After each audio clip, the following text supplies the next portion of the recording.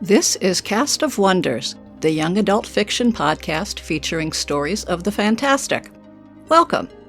Episode 524. I'm Denise Sudell, Associate Editor and Community Manager at Cast of Wonders. Every year, Cast of Wonders highlights some of our favorite episodes from the previous year. It's a great chance for us to take a bit of a breather and let you, our listeners, catch up on some of the back episodes you may have missed, with new commentary from a different member of the crew. My staff pick from 2022 is Forbidden Voices by E.J. Delaney, which originally aired on September 29th, 2022 as episode 510. E.J. Delaney lives in Brisbane, Australia, and spends many an hour staring out the window. E.J.'s story, The Sixes, the Wisdom, and the Wasp, Escape Pod number 612, was shortlisted for Best Science Fiction Short Story at the 2018 Aurealis Awards, while So-Called Bin Chicken, Curiouser Magazine number 2, won the 2021 Aurealis Award for Best Fantasy Short Story. This story is narrated by Iba Armancas. Raised by sword fighters and Eastern European freedom fighters, Iba Armancas is a writer-director currently based in Los Angeles. Her darkly comedic genre sensibilities are showcased in 2 web series and a feature film. One day, she will find time to make a website, but in the meantime, you can follow her projects and adventures on Twitter or Instagram. And now, we've a tale to tell.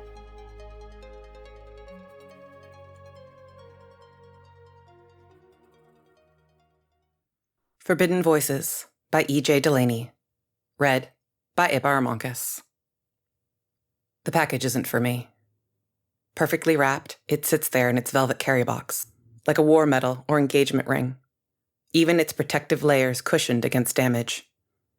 Inside, there lies the Holy Grail, gold leaf copyright. And it's for someone else.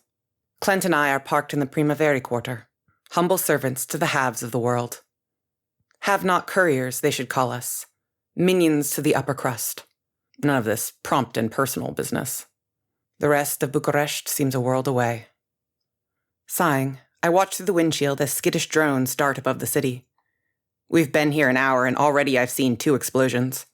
Decoys, probably. Or minders. But who knows? A 3rd flash sends shrapnel raining down over Sector 6. Fodder for the scavengers. Clint glances up. Are we safe out here? His fingers don't stop, but for a moment his eyes narrow, focused on external input. I don't want to die in some corporate vendetta. Relax, Kay. We're high and neutral. All the big names use us. Bookface, Microzon. Who'd risk it? Clint grunts and turns inward again. I check my uniform, and the time, and the package that isn't for me, not even though it's my birthday. Hard copy by the looks, although people like, I glance at the label, Mrs. Diacono, will sometimes buy one-off neural patches kerneled offline inside bubble-wrap follies. Either way, it's a book. Words shaped into stories I could never afford. It's almost obscene. 225, Clint notes. He knows when I'm getting twitchy. Time is money, right? Must be nice to be rich. True that. I tuck my thumb under, checking my mind drive for the upteenth time. No glitches. We're showing up as on site. I put myself in Mrs. Diacono's place. Mansion of the gods. Inheritance blonde with a no-fly zone courtyard for topless sunbathing. Whatever. I'd be out the door in a heartbeat, buck naked if it came to that. Instead, I'm in purgatory. Fragmenta, as Bonicia would say. Wasting time. Rubbing the mint. Steady, Clint warns me. He's checked his feed, but he senses my hand near the package. We're on the clock, Yolanda. Fantasists beware, right? Says Mr. Catheter. But he's right. Sighing, I settle back into my seat. In the old days, Bonicia says, when she goes off on one of her stories. In the old days, it wasn't just the wealthy who owned books. Everyone had them. In their homes, on their mind drives. I stare at the package. It's that close. It brings me to tears. I'm as far away as ever. Summer now, summer then. I've just turned 9, and morning glistens on the approaching waves. We're up early, Tassa and I. The Black Sea stretches before us like nothing I've ever seen. I can't believe she has her back to it. The water is beautiful, she agrees, but always the same, Yolanda. Its whispers never change. Now this. My cousin is 14 years old. She's scratching with a stick in the hard sand, a serious expression on her face. You won't find this anywhere else. She's written something there, between low and high tides. 3 short lines in crab ball cursive. What is it? I ask. It's a haiku. That's a type of poem, you know. She steps back. It's good, don't you think? I shake my head, eyes a little wide. But are you allowed? Tassa shrugs. It's only sand. It washes away. She looks at me and smiles, her teeth suddenly brilliant. They call me the beach poet, you know. People come up from Vamavece just to see. I turn to where she's pointing. There are specks in the distance, moving our way. Come on, she says. Let's go. About time, Clint grumbles. I blink myself awake and find the spiked outer gate sliding ponderously to one side. Usually I have to drag Clint out of his feelings and feeds. Today, it's him nudging me. I key the ignition. We edge forward into the kill zone, wait some more while security cycles us through. Then we drive up to the house itself. Actual palace, Clint snorts, comparing the ornate stone facade to whatever it is he lives in his head. Routine takes me out of the van and over to the view shield. I cherish the package in my arms. A kitten, a child, a book. Bucharest Best Couriers, delivery for Mrs. Diacono. More scanning. Then a gap appears in the shield. A holographic major domo invites me to deposit the goods and return to my vehicle. Bucharest Best Couriers, I repeat. Prompt and personal. Our terms require a handshake. And with that, I wait. Minutes later, the view shield pulses and someone steps through. It is not Miss Diacono. If it had been, I'd probably have wet myself. Just a nobody like me, dressed as a footman. Like me, he wears gloves. We shake hands, and the melding of ID fabrics turns our grip green. He takes the package and withdraws. Good job, I think. Then, with an empty heart, I trudge back to the van. Right then, Clint declares. Enough with the 404, yo. Book gone, moving on. He sends a pulsing rainbow to the edges of my feed. I've got you a present. At first, I'm skeptical. The room Clint takes me to is out back of one of the new laundromats in the Drumel Tabre quarter. Okay, so he's not offering to wash my sheets. But what else? VR bujutsu? Sun and moon tattoos? Turns out, it's a secret society. Hey, everyone. This is Yolanda. Yo, this is Lavi, Costel, Marco, and Varavara. He points in turn to a girl about my age, 2 schoolteacher types, and a wrinkly, apple-cheeked Bunicia. Happy birthday.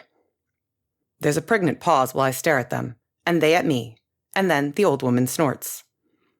He hasn't told you. Across from us, the girl rolls her eyes. Lavi, she says, reintroducing herself. Hi.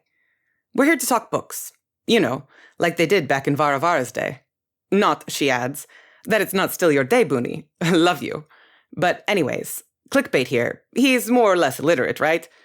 But he's been coming along and telling us about this friend of his. Real smart. Wannabe worm, yada yada. She pauses, then prompts. That'd be you. I gape at her. Okay, so I'm tanking the first impression, but my mind's like stirred up bilge water. One of the men slides a chair towards me. Here, have a seat. Don't worry, the other smiles. We're not monsters. True that, Clint messages. Especially Lavi. And FYI, the old girl makes julfa. I sit down. The DT BBC, they call themselves. That's Downtown Bucharest Book Club. Lovers of classical literature.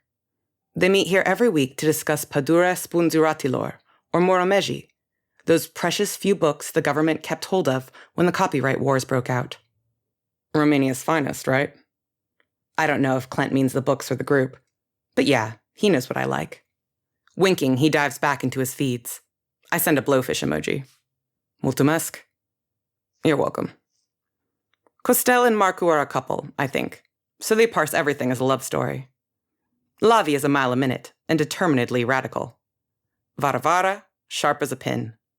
We spend hours debating loyalty and doubt, dowries and betrayal. I feel more alive than I have in months. Then we get to the secret bit. So, Lavi begins. We don't want to make you uncomfortable or whatever, but... She trails off. Costel raises his hand. I'm going to do something illegal. Leave now, Varavara offers. But this is why your friend brought you here. I glance at Clint. He's plugged in, but he moves his puffed cheeks from side to side, blowing out candles. I stay where I am. A poem. Costel is standing now. He speaks softly, seriously. By William Wordsworth. I wandered, lonely as a cloud. And just like that, he's off. My head spins. I've read about this. It's when all at once I saw a crowd. It's owned. Wordsworth is gold leaf copyright, property of Bjornbacher. Okay, they're foreign, but they're allied with Voce Romani, and the treaties are enforced. You need a license to read Wordsworth. You need money. Yet, here we are.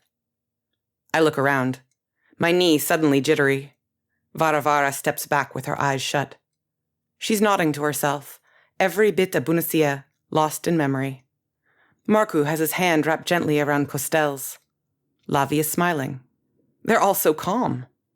I imagine the door behind us shattering, and a squad of Bjornbacher's heavies busting in from the laundromat, trampling our flowers underfoot. It's thrilling, terrifying. The idyll of Wordsworth infuses with something darker. Sadness? No, something else. It's, and then my heart with pleasure fills and dances with the daffodils. Costel's eyes are misty, his voice a loving murmur as he closes off the recital. In the silence that follows, the thought comes to me. The poem, everything. It's an exquisite conflict, bittersweet. And then, I remember. 3 years have passed, and I'm back at the house in Koshtanesht. I sit by myself in the room with the old green dresser and the tasseled fata de masa, warm by the morning sun. Outside, the Black Sea laps gently at the shore. But the beach is empty. The nudists are gone. The sand undisturbed. For you, my uncle says. From your cousin. He hands me a card. Inside there's a poem. 11 lonely syllables to bind Tassa and I together. Years later, I'll learn that he paid a day's wages in copyright clearance. The sea cries, salty tears of love, forever. The words make me happy, but sad. I miss her. Tassa is a poet now, indentured to Voco Romani, my uncle says, whatever that means. And she had to go away. She lives in a safe house. Is Uncle Mihai's house not safe? I don't even know where.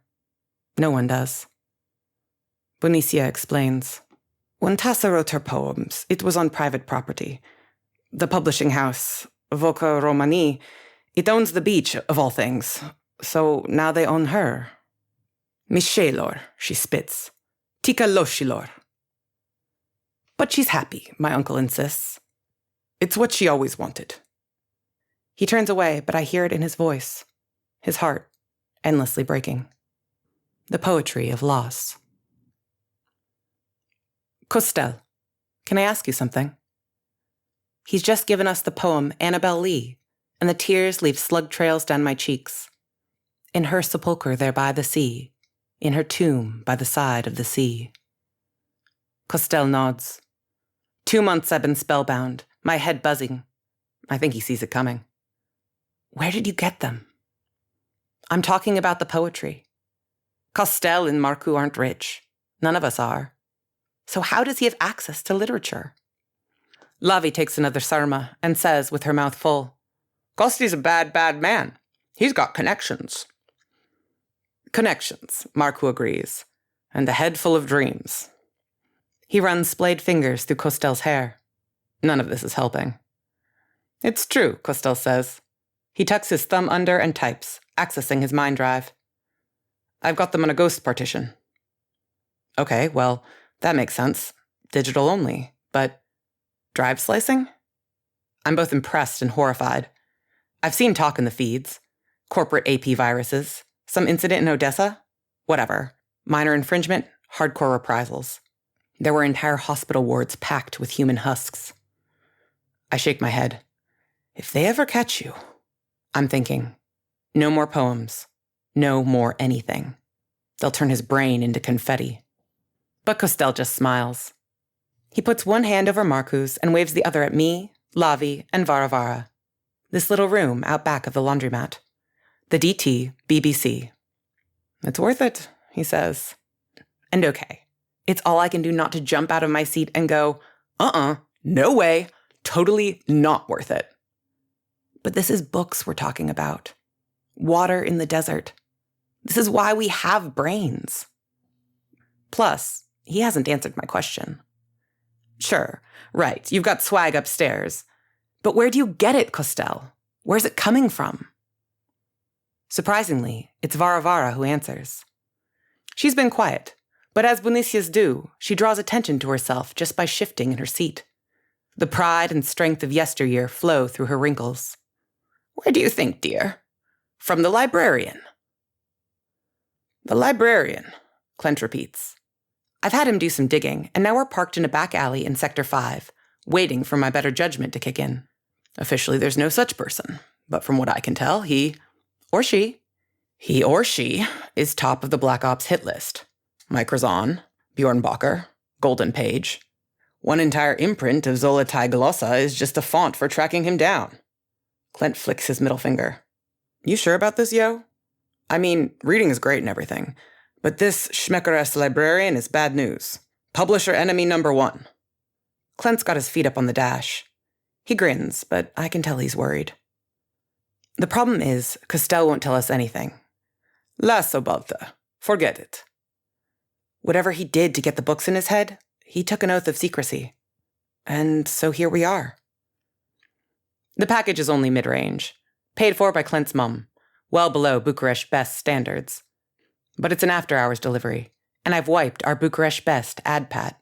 So long as I give my supervisor a cut, we're good to go. Look sharp, Clent tells me. I straighten in my seat. A figure has appeared in the rearview mirror, gray on gray through the autumn rain.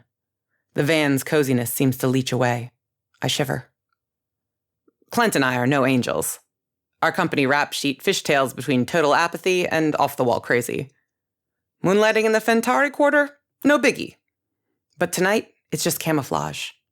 The real plan, borderline insane though it is to score a book. A knockoff. Sans copyright. We're out to borrow. I check the mirror again. The figure is closer now, clomping towards us past the mismatch of cracked concrete walls and the sentry line of unburnished metal poles holding up the water pipes. Is this good? I ask Clent. He shrugs. Right place, right time. Either we're in or we're dead. Great. I tuck my thumb under, rechecking our status. We're showing up all right. The only question is, whose instructions are we following? What is a trap? Yolanda? I look up. Suddenly the figure is running. It's pounding down the alley, puddles slapping beneath heavy boots. Something goes bang and the passenger side mirror blows apart. Futui! Clent's voice soars into the high register. Gunfire? I feel oddly calm. Honeyed adrenaline brings back a memory from when we were kids. That day I pushed him too high on the swings. I smile. Clent's ducking in his seat, a ball of panic. Drive, he yelps. Drive! Not this girl. Not in a built-for-comfort transit van. Bibi is plush, but she lumbers like an overfed bear. I swipe at the locks and drop down next to him. More gunshots. I see the figure blur past, a gray-brown ripple across the dead clematis vines and mocking graffiti. Footfalls recede and then surge. The muddled Doppler makes my head spin. 2 more figures sluice by the window. Uniforms? They're sickly but unmistakable. The rancid yellow of wolves' teeth. There's another report, then a flash that has me clenching my eyelids. Corporate enforcers, golden page. This time, the thud of boots tails off. Clint is still whimpering. I tell him, copyright police. Come on, they're gone now. Cautiously, I sit up. The alleyway is clear. Who was it? Clint asks. Are we cooked? GP. I key the ignition and shift into reverse. We roll slowly back down the lane, lights off. They were after the other guy, I think. Our contact. Did they? I wave the question away. With one mirror gone, it's all I can do to keep the van straight. Baby's hit, Clint mutters. Our tires cut gently through the puddles, and we slosh out backwards onto the main street.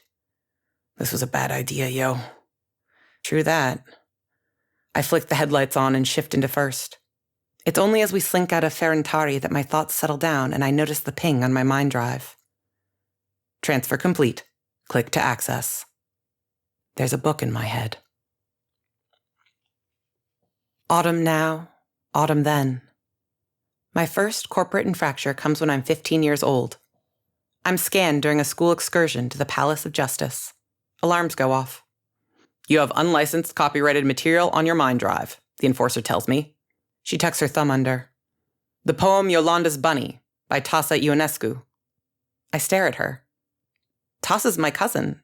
I'm Yolanda. Unfortunately, familial ties do not constitute. She wrote that for me when I was 6. I understand. The officer wears a blue-yellow-red Vokia Romani patch. She leads me to a data containment cell. You're not in trouble. It's a retro breach, no charges. But you will have to delete the file. What? Or buy a copy. Cost of, more than I've got. You rich, kid? I shake my head. Purging it is, then. Not unkindly, she fires up the containment cell.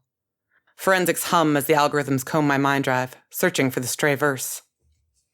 Yapure, dami urecule, campo shopteste in visele mele. Yolanda's bunny, my childhood keepsake from Tasa. They hunt it down and tear it to shreds. For the first few days, I can barely function. There's a ghost partition on my mind drive, and on that partition, a book. Do I open it? What if it's a snare? I see the Odessa pictures again.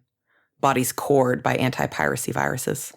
One tuck and it's first-degree copyright infringement. But still, my thumb itches. What if it's genuine?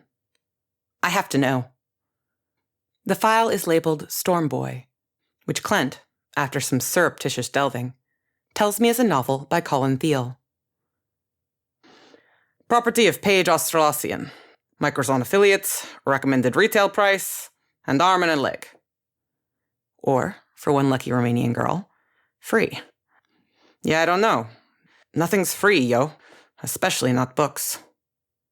But it's there. It's in my head. And it's about pelicans. In the end, it's those pelicans that tip the scales.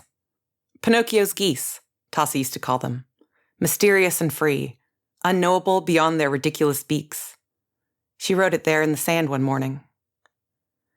Pinocchio's geese. Pinocchio's geese go with secrets in their beaks to a game of I Spy behind pelican smiles.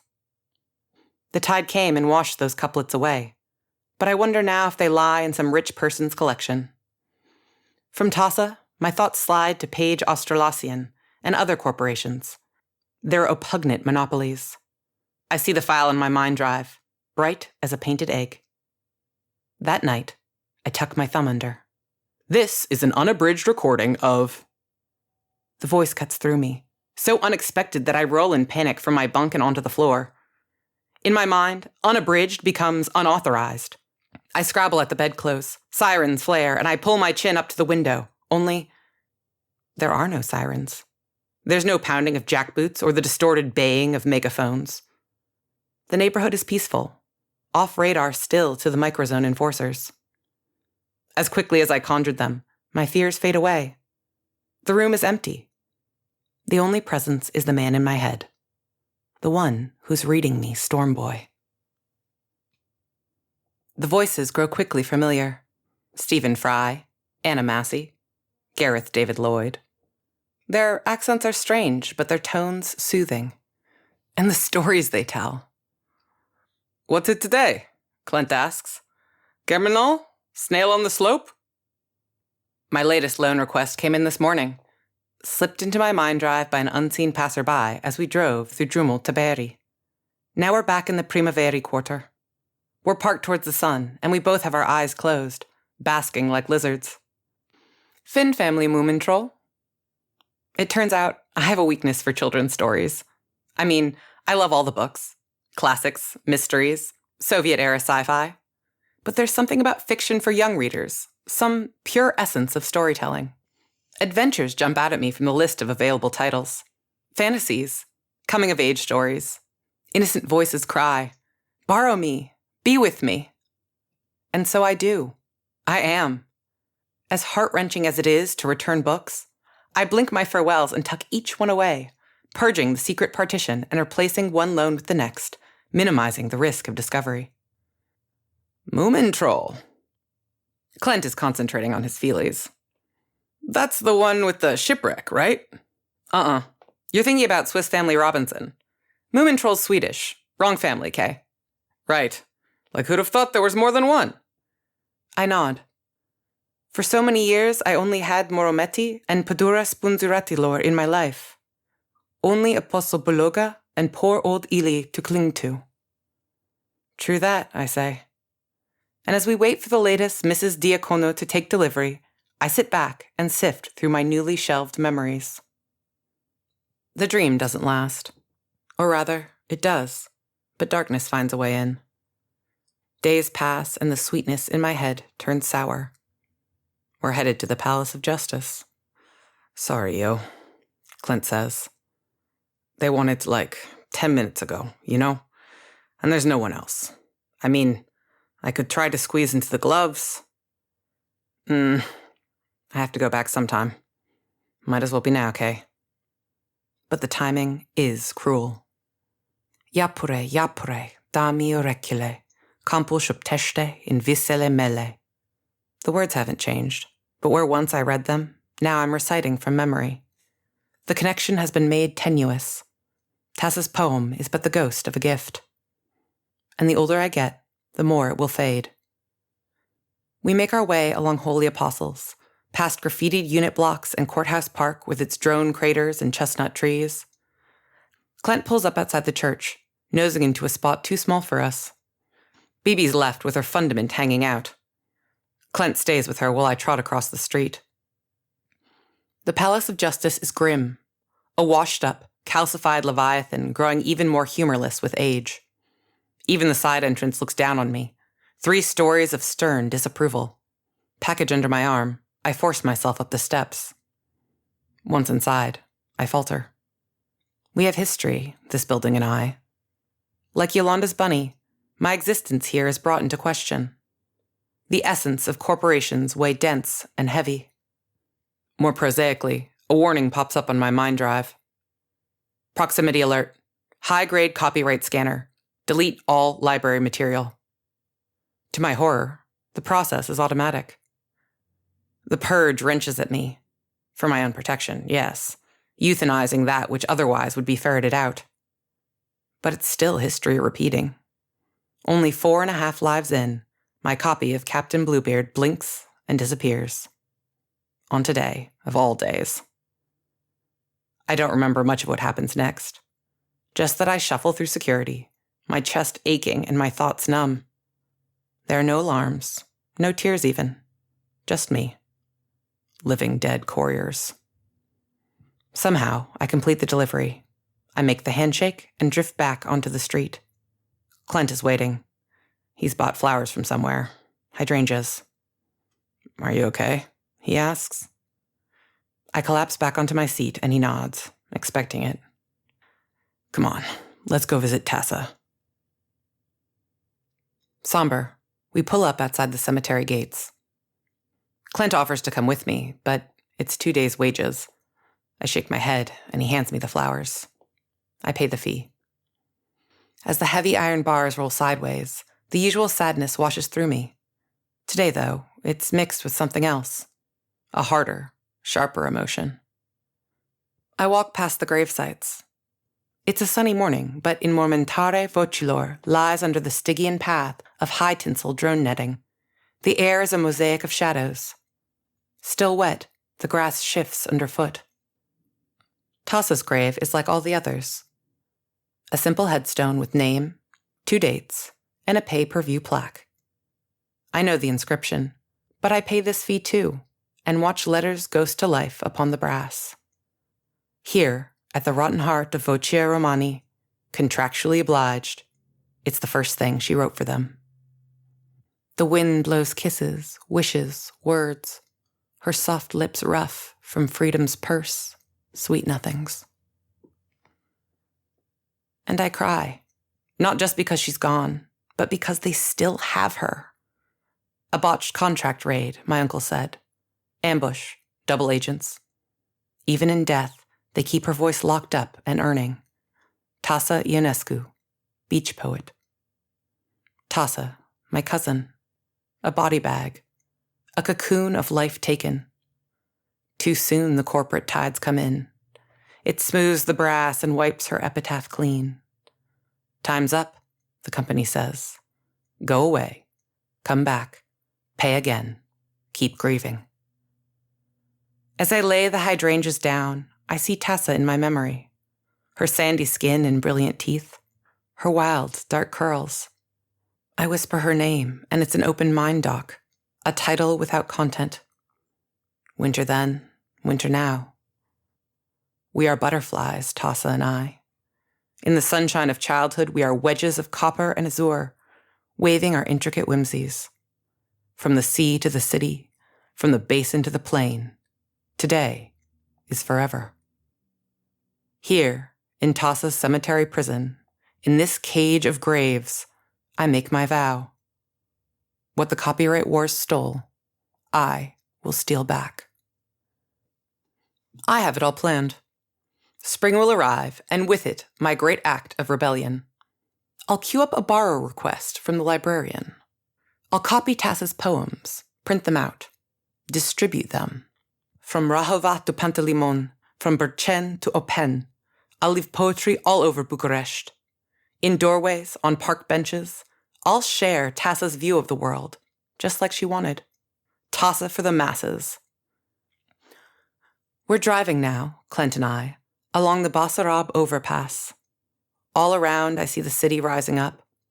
There's been an eruption of apartment blocks, hundreds of them with scores more still under construction. Cranes like mantises perch atop headless bodies, picking over the scraps of suburbia. I'll take Tessa's words and have Clint hack them into people's feeds. The enforcers will come. They'll drag me away. But they'll be too late. In Tassa's name, for the beach poet, I'll make my stand. Of course, that's not how it happens. My plan calls for patience, preparation. I must strike like a bojutsu master, from inner peace, power, precision. The publishers don't work that way. We pull up outside the laundromat. I'm late, so Clint drops me off and starts on a 3-point turn. You got the present? He calls. Uh-huh. Varvara had just turned 80, and I've made her a video cube of DTBBC's readings. Excerpts from Moramichi. We've one side of the cube each, Costel and Marku, Lavi and Varvara, me and, reluctantly, Clint. I tuck the package under my arm as I step across the street. I'm only a few paces away when the laundromat blows up. That's what it feels like anyway. The windows don't shatter. The building doesn't collapse. But there's a bang, and then a shuddering whoomp, and smoke comes rolling through the door. Everything slows, dulls. My foot hovers above the pavement. What happened next seems unreal. I'm aware, but still. I sense the enforcers pulling up. Armored vans, heavy boots. Vocia Romani, Bjorn Bacher. Black helmets and colored arm patches, deadly through the smoke. I hear their voices, calm, filtered, and the rasping, blind panic of those still inside the laundromat. A man blunders out, a washing basket clutched to his stomach. His eyes are squeezed shut, and he crashes into one, then two of the enforcers, ricocheting off them like a demented blowfly. A woman I've seen washing pinafores in kids' clothes stumbles out after him. "Everybody on the ground!" The enforcer's voice is harsh, amplified. "On your stomachs, hands behind your backs. This is a routine copyright inquiry," a different voice assures. "Comply and your detainment will be without prejudice." A third voice in my ear mutters, "Fat chance." Suddenly, there's an arm around my throat. I still haven't moved, but now I'm dragged backwards. Something cold and metallic presses against my cheeks. "There he is!" an enforcer shouts. "You there! Stop!" Gunshots ring out. The voice in my ear grunts, but takes no notice. It shifts its grip and pulls me through the smoke, over to Bibi? I blink. For a second, I see Clint's face in the side mirror, all shock and fear and panic. Then I'm round back of the van, pushed up against the bumper. "Pretend you don't know me," the voice urges. Then it calls out, "Stay where you are. Any closer and the delivery girl gets it." More gunshots. They ping off Bibi, and one of the taillights explodes. The voice is back in my ear, raw like those first burnt nudists from Vama Veche. "I'm sorry, Yolanda. I thought we'd have more time." I gasp. Suddenly, I recognize him. Pitched normally, the voice is one I hear this time every week. It's Marku. Stunned, I open my mouth. I tried to say, "What?" But the gun's still digging into my cheek. Gentle, sweet Marku? It doesn't make sense. "Don't speak," he warns me. "Keep your thumb up. It's me they're after." But why? A message flashes in my feed. It's from Clint. "Yo, are you... Futsi? Hang on. They're ordering me to..." Then another round, this time from one of the enforcers. It comes in under a Vokia Romani logo. "Keep calm, citizen. When the van moves, duck." My head buzzes. What's going on? Did they learn about my books? Marku's voice is a ragged whisper behind me. "It's all there, Yolanda. Server locations, access codes. The whole library if you want it. A host of daffodils." What? It plays out so fast. Somewhere, over near the laundromat, Lavi swears. Her words sound gloopy, dull echoes of reality. There's a buzzing in my head. I hear Costel calling for Marku. Then, beneath my shoulder, Bibi trembles. The van's about to move. My mind drive pings. Transfer complete. Click to access. "There," Marku sighs. His shoulders sag, his grip relaxing. "Done. Tell Costel The world lurches. I stumble and Marku pulls away from me.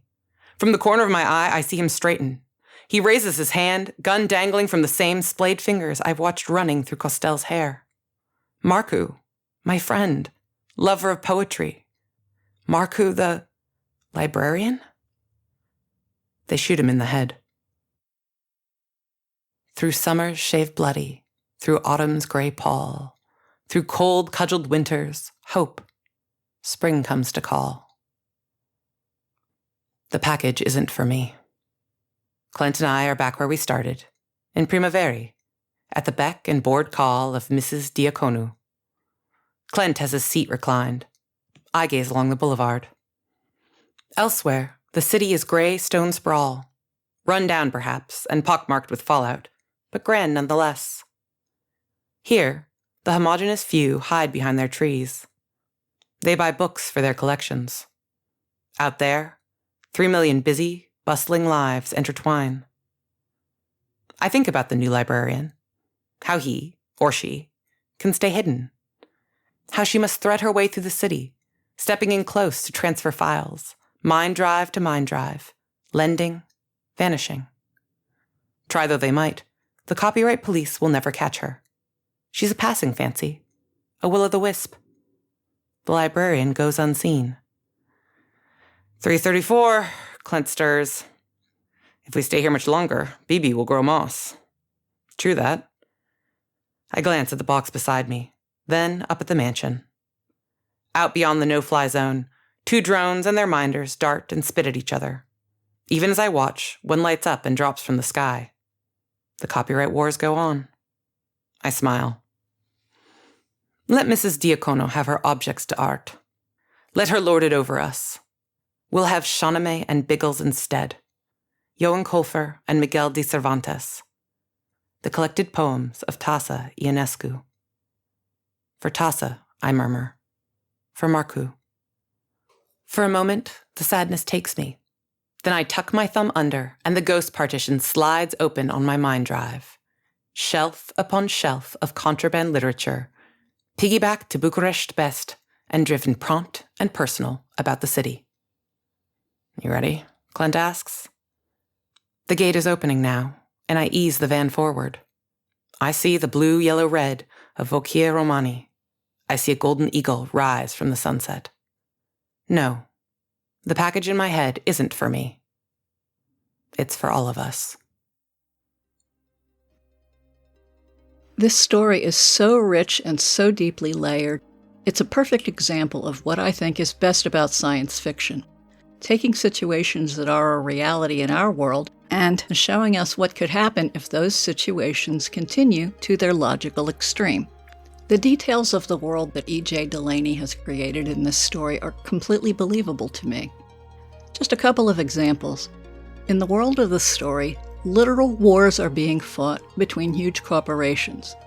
And they aren't fighting primarily over turf, they're fighting over control of people's thoughts and the way those thoughts are expressed. Ideas aren't free to be shared. And writers don't just sell their work. In a very real sense, they sell their souls, like Tasa was forced to do in the story. That's a situation not too far from what we see in our world today. Corporations exploit creators by coercing them to sell the rights to their own creations for pennies.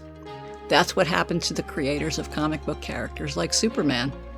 Plus, AI companies literally steal artists' work without permission and put it in their databases to create new work that competes with what the artists are trying to do.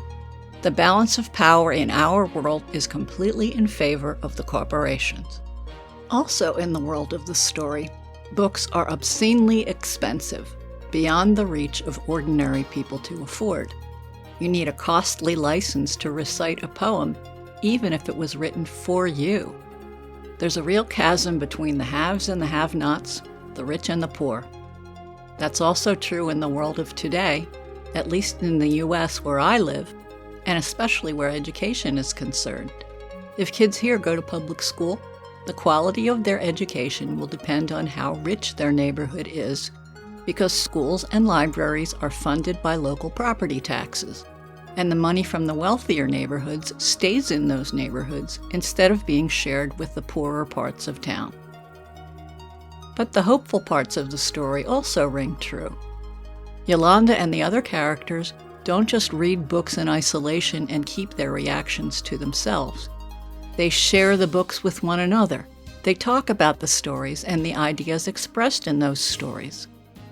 Those ideas are truly alive only when they travel from one person to the next, and the next, and the next. Stories open up our worlds. They take us to places we've never been, introduce us to people we've never met before. This story is a great example. Before the story, I wasn't familiar with the Romanian language or with Romanian culture. The story sent me to the internet to look up the words and phrases I didn't understand. I learned that a bunica is a grandmother, or an older woman in general, and that julfa is a dish made from hemp hearts. The neighborhoods mentioned in the story really exist in today's Bucharest, and so does the Palace of Justice. Plus, each of the books and authors mentioned in the story is real. I wasn't familiar with any of them, but the story introduced them to me and made me want to learn more about them and maybe read some of them myself. That's exactly what the very best writing is supposed to do, to open up those new worlds to us. And I'm so glad to have the chance to bring the story back to you one more time, so we have another chance to explore that new world together. Join us again soon. We love bringing you the best audio fiction week after week, but we can't do it without your support. Your donations pay our authors, our narrators, our servers, and our staff. Please consider supporting us with a monthly donation through either PayPal or Patreon. You can also review us on Apple Podcasts, request us on Spotify, and consider the stories we publish for award consideration. There are lots of ways you can help. Join the discussion on the EA Forum, forum.escapeartists.net, or EA Discord. Or visit us on Twitter at Cast of Wonders. Come say hello.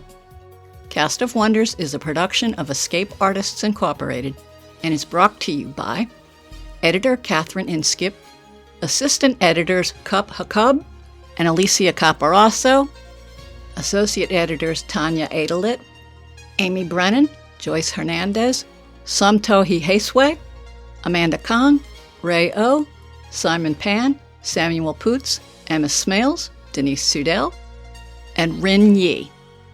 Plus editorial assistant Amy Brennan, community manager Denise Sudell, and our audio producer Jeremy Carter. Our episodes are released under the Creative Commons Attribution, Non-Commercial, No Derivatives 4.0 International License.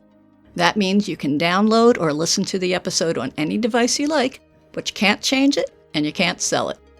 Our theme music is Appeal to Heavens by Alexei Nov, available from Promo DJ or his Facebook page. Thank you for listening.